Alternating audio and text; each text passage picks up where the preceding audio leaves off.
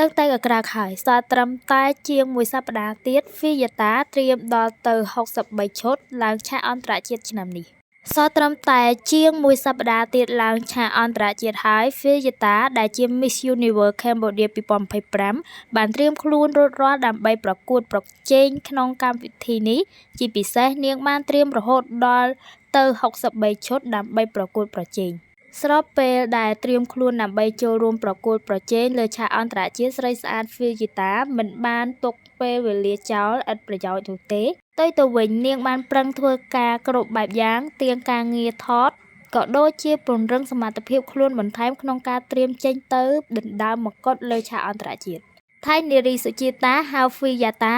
បានចំណាយថវិកាយ៉ាងច្រើនក្នុងការរៀបចំឈុតសម្លៀកបំពាក់រហូតដល់ទៅ63ឈុតសម្រាប់ចូលរួមប្រកួតប្រជែងនៅក្នុងឆាក Miss Universe International ក្នុងឆ្នាំនេះ